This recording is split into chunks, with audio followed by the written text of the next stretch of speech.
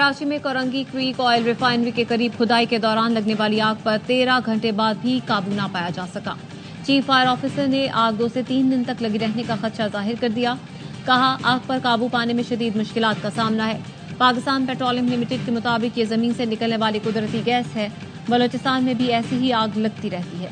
Gas की नौयत मालूम करने के लिए पानी का टेस्ट कराया जाएगा।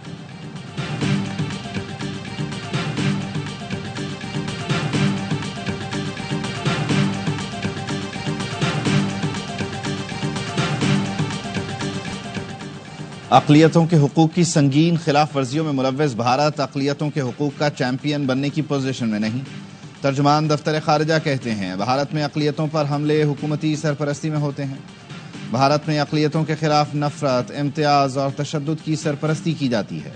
भारत को दूसरों पर उंगली उठाने से पहले अपने अक़लियत दुश्मन रवैये पर गौर करना चाहिए।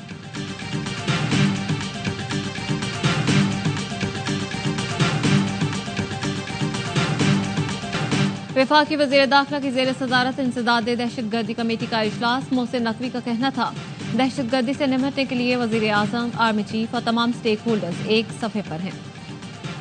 दहशतगर्दी के सद्देबाब के लिए सूबाई सतह पर CTD को मुकम्मल तरीके से फ़ाल करना जरूरी है।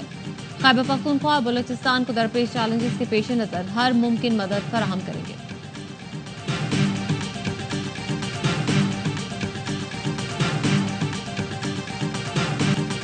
न्यूजीलैंड ने पाकिस्तान को पहले वनडे में 73 रन से हरा दिया। कौमी टीम 345 रन के ताक़ुब में 271 रन पर हिम्मत हार गई। बाबर आजम 78, सलमान अली आगा 58 रन बनाकर नुमाया। अब्दुल्ला शफीक 36, उस्मान खान 39, कप्तान रिजवान 30 रन बना सके। तैयब ताहिर 1, इरफान खान 0 पर आउट हुए। आखिरी 7 विकेटें स्कोर में सिर्फ 22 रन का इजाफा कर सकी। न्यूजीलैंड के मार्क चैपमैन 132 रन की इनिंग्स खेलने पर मैच के बेहतरीन खिलाड़ी करार पाए। डैरल मिचेल 76, मोहम्मद अब्बास ने 26 गेंदों पर 52 रन की तूफानी इनिंग्स खेली।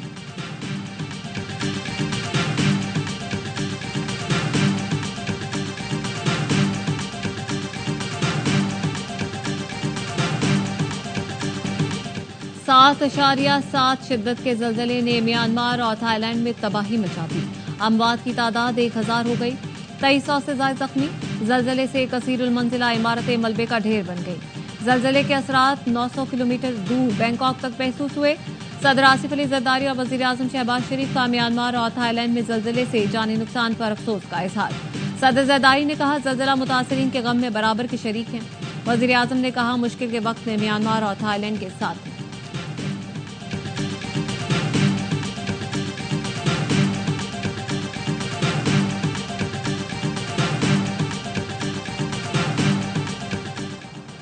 कंदकोट के बडानी थाने की हुदूद में 2 ग्रुपों में झगड़ा, मजीद 2 जख्मी दम तोड़ गए। जान बहक अफराद की तादाद 4 हो गई। पुलिस का बताना है 2 ग्रुपों में फायरिंग के तबादले में 11 अफराद जख्मी हुए। फायरिंग 3 रोज कबल गधा गाड़ी की टक्कर पर झगड़े के बाइस हुई।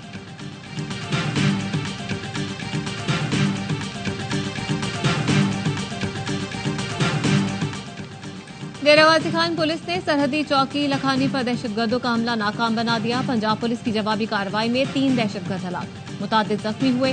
20 से 25 दहशतगर्दों ने लखानी चेकपोस्ट पर हमला किया। दहशतगर्दों ने हमले में मार्टर गोलों, रॉकेट लॉन्चर्स का बेदरेग इस्तेमाल किया। दहशतगर्दों के हमले में पुलिस के जवान महफूज रहे।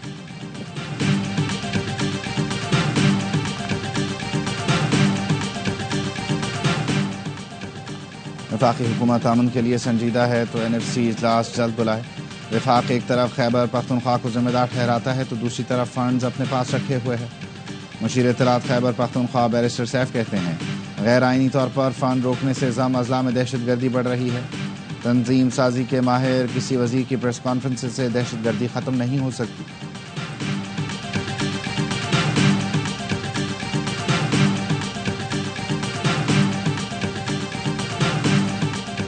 वर्क फॉर सिंध जो है वो पोर्टल बनाया गया था। पब्लिक और प्राइवेट सेक्टर की जॉब्स जो है वो ऑफर की जा रही हैं। 1,24,000 लोग जो है इसके यूजर्स बने हैं।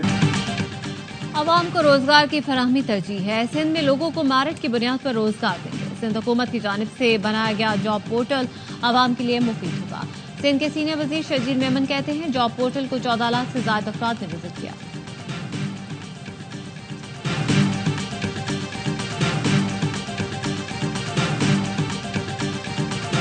हुकूमत ने पेट्रोल की कीमत में ₹1 फी लीटर कमी कर दी।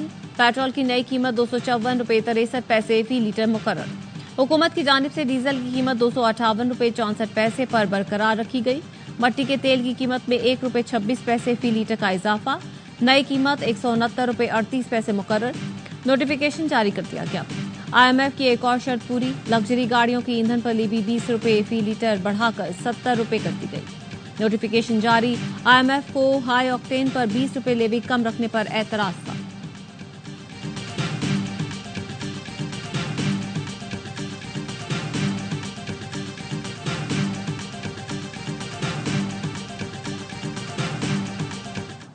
ईद की तैयारी का फाइनल राउंड। बाजारों में रश ऐसा कि दिल धरने की जगह नहीं। कपड़े, जूते, झुमके और चूड़ियों की खरीदारी। कराची में भी खवातीन की शॉपिंग जारी। सखर में ईद खरीदारी उरूज पर। खवातीन और बच्चियों को मैचिंग हैंडबैग्स की तलाश। पाकपतन में दीदा जेब खुद से खरीदारों की तवज्जो का मरकज बन गए।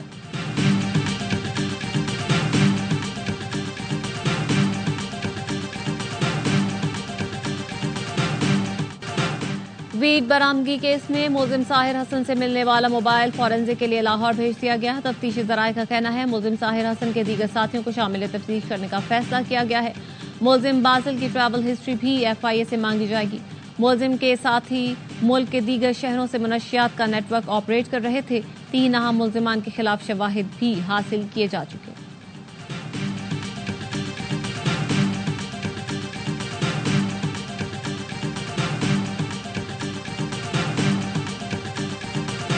कराची में शाहराह फैसल पर डाकुओं के पुलिस एहलकार को लूटने की कोशिश। पुलिस एहलकार की फायरिंग से 2 डाकू हलाक, असलहा बरामद। पुलिस के मुताबिक एहलकार दोस्तों के हमरा शॉपिंग करके वापस घर जा रहा था। अरसलान नामी एहलकार SSP ईस्ट ऑफिस में तैनात थे। सुपर हाईवे जमाली पुल के करीब डकैती मजामत पर फायरिंग। एक शख्स जाँ बहक। मकतूल की शनाख्त 30 साला आबिद के नाम से हुई है।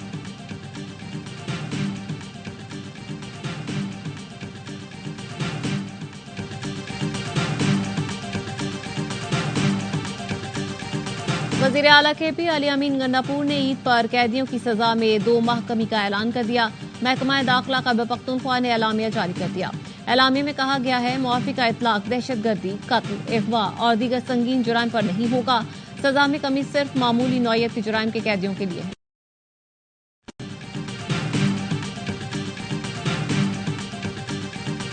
ज्यादा ले रहे हैं, 100 रुपये एक्स्ट्रा ले रहे हैं। पहले 700 था, अब 900 है। किराया बहुत ज़्यादा वसूल कर रहे हैं क्योंकि पाकिस्तानी अवाम हालात का नाजायज़ फायदा उठाती है तो जेडे मुसाफिर ने काफ़ी परेशान भी ने।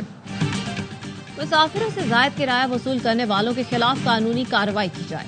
वजीर आला पंजाब मरियम नवाज की हिदायत। कहा ईद पर घर को लौटने वाले मुसाफिरों के इस्तेहसाल की इजाजत नहीं दी जाएगी। हर बस स्टैंड पर किराएनामे नुमाया आवेजा करके अमल दरामद यकीनी बनाया जाए। वजीर आला ने तमाम डिप्टी कमिश्नर्स को जायद किरायों की वसूली रोकने के लिए मॉनिटरिंग की हिदायत की।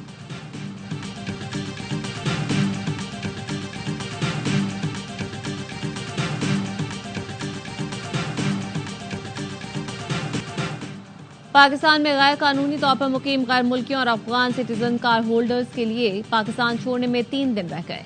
हुकूमत पाकिस्तान के फैसले के मुताबिक गैर कानूनी तौर पर मुकीम गैर मुल्कियों को 31 मार्च तक मुल्क छोड़ने की डेडलाइन दी गई है। मुद्दत के बाद पाकिस्तान में रह जाने वालों के खिलाफ कानूनी कार्रवाई की जाएगी।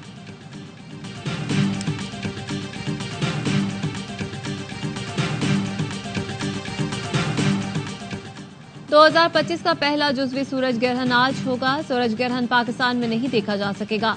माहिर फल्कियात का कहना है कि Europe, north Asia, north America और अफ्रीका के कुछ हिस्सों में नजारा देखा जा सकेगा। सूरज ग्रहण का आगाज आज दोपहर 1:51 पर होगा। दोपहर 3:47 पर उरूज पर पहुंचेगा। इख्तिताम शाम 5:44 पर होगा। मस्जिद अल हराम में 29वीं शब को ख़त्म कुरान की महाफिल, लाखों अफराद की शिरकत। उम्मत मुस्लिमा में इत्तेहाद और फ़िरक़ा वाराना इख्तलाफात से निजात के लिए दुआएं मांगी गईं। पाकिस्तान, भारत और बांग्लादेश समेत दुनिया भर से आए लाखों मुसलमान इज्तिमा में शरीक हुए। सऊदी वली अहद मोहम्मद बिन सलमान भी तरावी और ख़त्म कुरान में शरीक हुए। मस्जिद अल हराम में फ़लस्तीन के लिए खुसूसी दुआ भी कराई गई।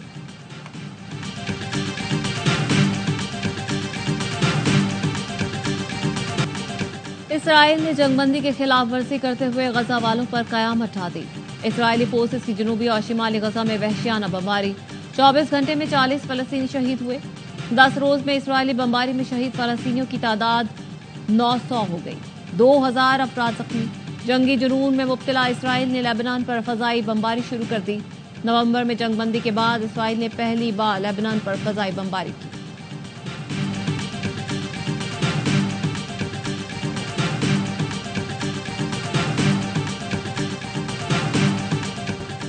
ट्रंप इंतजामिया को एक और झटका। अमरीकी अदालत का वॉइस ऑफ अमेरिका के हक में फैसला। न्यूयॉर्क की वफाकी अदालत के जज जेम्स पॉल ने ट्रंप इंतजामिया को वॉइस ऑफ अमेरिका के 1200 से ज्यादा सहाफी, इंजीनियर्स और दीगर अमले को बरतरफ करने से रोक दिया। अदालत ने ट्रंप इंतजामिया के इकदाम को गैर कानूनी और मनगढ़ंत फैसला साजी का केस करार देकर मुस्तरद कर दिया।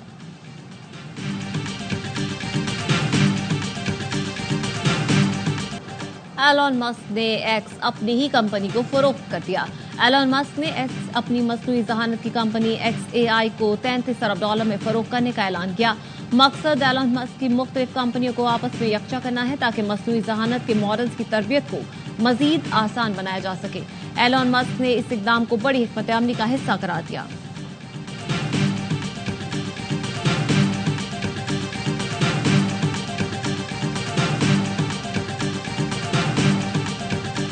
हो गया और बी टीम विनर करार दे दी गई। बहुत अच्छा मुकाबला किया इन्होंने। बहुत अच्छा मुकाबला किया बेटा आपने। हार जीत नहीं होती, बिल्कुल ऐसा ही है, ये कोशिश होती है।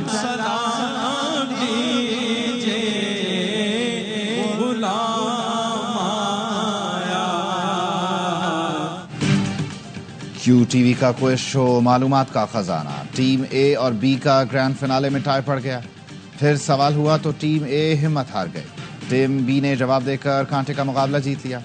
शो के मेजबान सलमान नूरानी ने पूरे महीने रंग जमाए रखा। 27 रमजान तक कारी वहीद जफर कासमी, आमिर फयाजी, मुफ्ती सुहेल अमजदी और मुफ्ती अहसन नवीद शो में स्पेशल मेहमान रहे। क्विज मुकाबले 3 टीमों के दरमियान हुए। ग्रैंड फिनाले में चेयरमैन QTV हाजी अब्दुल रऊफ की भी शिरकत।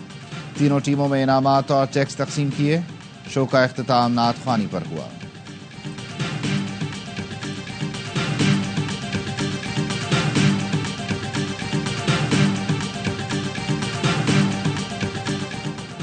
HPL PSL सीजन 10 की ऑनलाइन टिकट फरोख्त 3 अप्रैल से शुरू होगी। मुल्क भर में फिजिकल टिकट 7 अप्रैल से दस्तयाब होंगे। चारों वेन्यूज पर टिकट की कम से कम कीमत ₹650 रखी गई है। रावलपिंडी में इफ्तिताही मैच के टिकट 1000 से ₹8500 में मिलेंगे। फाइनल के टिकट 1500 से ₹12500 में दस्तयाब होंगे। सीजन 10 का आगाज 11 अप्रैल से होगा।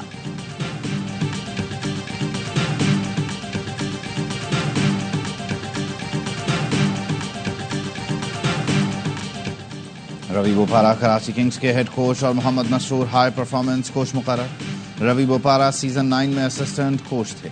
मोहम्मद मसरूर फील्डिंग कोच और असिस्टेंट कोच के तौर पर मुंसलिक रहे। कराची किंग्स के टीम ओनर सलमान इकबाल का रवि बोपारा की तैनाती का खैर मकदम। कहा, रवि बोपारा का बतौर खिलाड़ी और कोचिंग स्टाफ सफर कराची किंग्स के साथ गहरी वाबस्तगी का सबूत है।